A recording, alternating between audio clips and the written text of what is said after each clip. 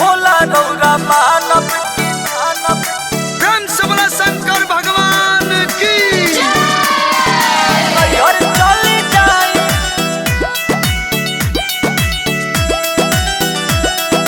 नैहर चली जाई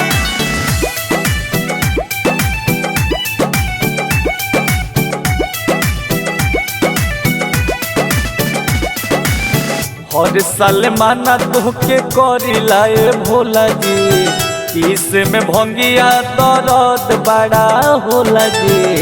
इसमें भंगिया दर्द बड़ा होला जी हर साल माना तोहके करिला ए भोला जी इसमें भंगिया दर्द बड़ा होला जी देखी के हाल तनी हमके मोहाई ए भोला रौरा मानव की मानव की मानव के ए भोला रौरा मानव की नैहर चली जाई ए भोला रौरा मानव की नैहर चली जाई ए भोला रौरा मानव की ए भोला रौरा मानव की नैहर चली जाई presented by Silva Sarkar. नैहर चली जाई किन के ले आता राजा पीसे के मशीन जी किन के ले आता राजा पीसे के मशीन जी भंगिया बना के हम दे हम हरा दिन जी ए भोला जी मान गई ना हम हरा दिन जी किन के ले आता राजा पीसे के मशीन जी भंगिया बना के हम दे हम हरा दिन जी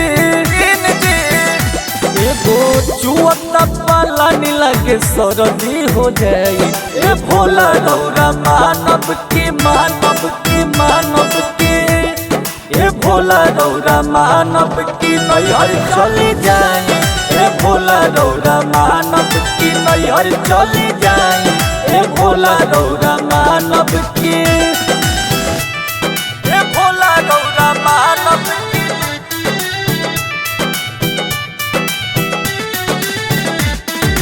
नैहर चली जाई नैहर चली जाई रौआ तो गांजा मारी रहिला मगन जी रौआ तो गांजा मारी रहिला मगन जी भर सावन सुनी स्वामी हो खता गजन जी भर सावन सुनी स्वामी हो खता गजन जी रौआ तो गांजा मारी रहिला मगन जी भर सावन सुनी स्वामी हो खता गजन जी